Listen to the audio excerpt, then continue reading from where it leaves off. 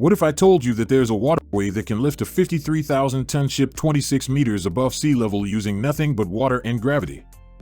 And that every single time a ship passes through, 200 million liters of water just disappears? Sounds impossible, right? Well, stick around because today we're diving deep into one of humanity's greatest engineering marvels, the Panama Canal, and I guarantee you'll never look at it the same way again. Picture this: you're a ship captain who needs to get from New York to Los Angeles. You have two choices. Option 1, sail around the entire bottom of South America, a grueling 24-day journey through some of the world's most dangerous waters. Option 2, take a shortcut through Panama that gets you there in just 10 days. Which would you choose? For over 500 years, sailors didn't have that second option. They had to brave Cape Horn, losing precious time, money, and tragically, many lives. But in 1914, everything changed when one of the most ambitious engineering projects in history was finally completed. The Panama Canal isn't just a ditch filled with water, it's an 80-kilometer masterpiece that connects two oceans and handles about 14,000 ships every year. We're talking about 172 million tons of cargo flowing through this narrow strip of land annually. And here's the crazy part: the largest ships pay over $500,000 just to make this crossing. $500,000! That's more than most people's houses. But here's what blows my mind: the canal generates $2 billion every year for Panama. That's billion with a B. Not bad for a country smaller than South Carolina, right? Now, let me walk you through exactly how this engineering wonder actually works, because trust me, it's way more complex than you think. Let's go a massive container ship that's just arrived at Limon Bay. That's the Caribbean entrance to the canal. This beast has been traveling for 3.5 weeks from Israel, loaded with containers destined for China. It's what we call a Panamax vessel, literally designed to be the largest ship that can squeeze through the canal. How big are we talking?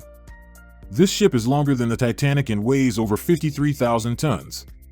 But here's the thing: it only has 8 hours to make it all the way through before nightfall. Why? Because it's too dangerous to navigate in the dark. Talk about pressure. The captain steps down. Here's something that might surprise you: the Panama Canal is the only place in the world where a ship's captain must give up control of their vessel. That's right, as soon as they enter, a specialized canal pilot takes over. These pilots train for 8 years just to do this job. 8 years. And honestly, after you see what they have to do, you'll understand why.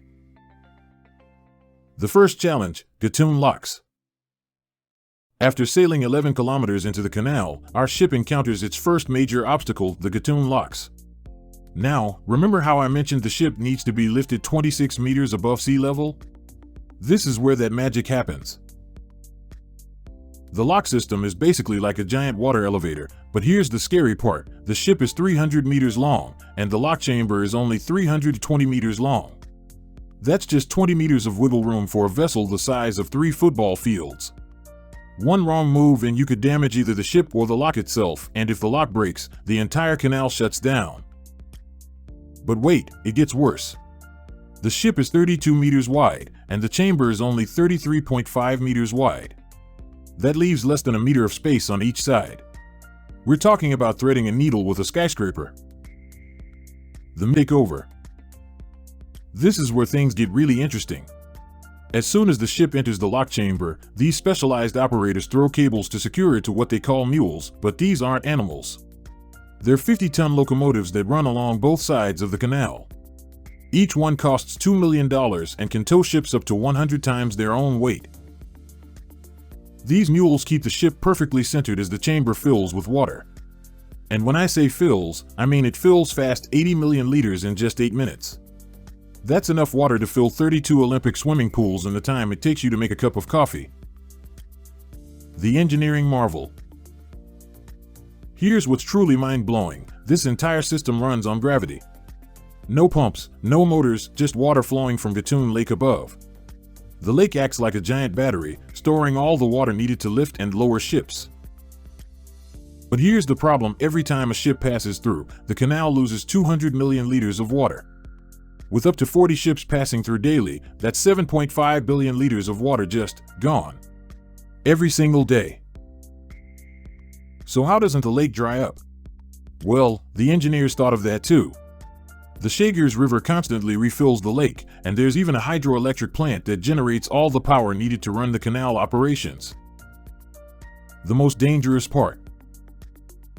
After crossing Gatun Lake, our ship reaches the most challenging section, the Culebra Cut.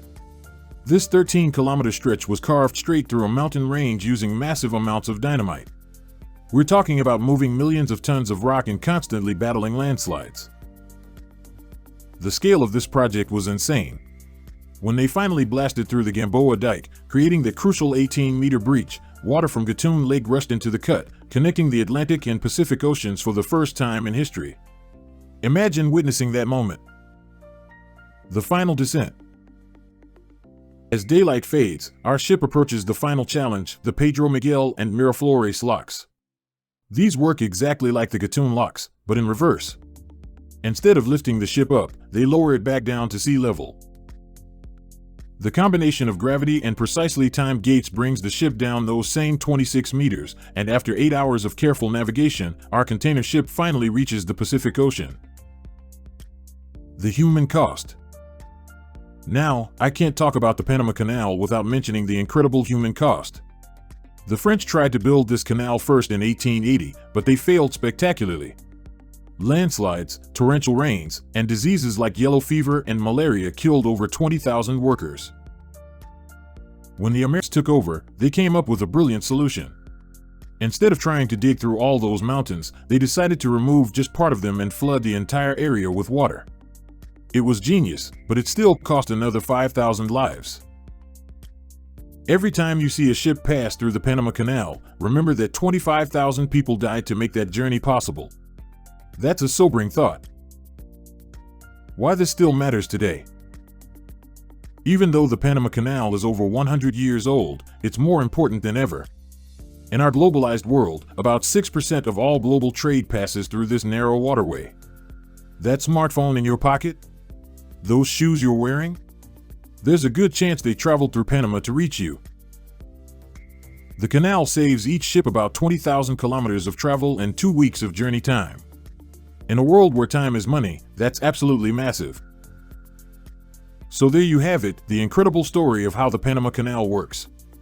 From the massive locks that lift ships using nothing but gravity and water, to the specialized pilots who trained for nearly a decade to navigate these narrow passages, every aspect of this engineering marvel is designed to move our global economy forward.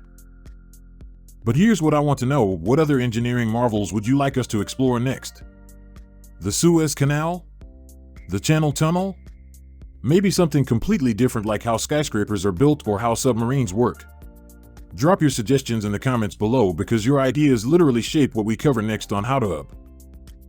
If this video opened your eyes to just how incredible human engineering can be, smash that like button, it really helps us reach more curious minds like yours. And hey, if you're not already part of the How to Hub family, what are you waiting for? Hit that subscribe button and ring the notification bell so you never miss our deep dives into the world's most fascinating topics. Thanks for watching, and remember, the world is full of incredible stories just waiting to be discovered. We'll see you in the next one.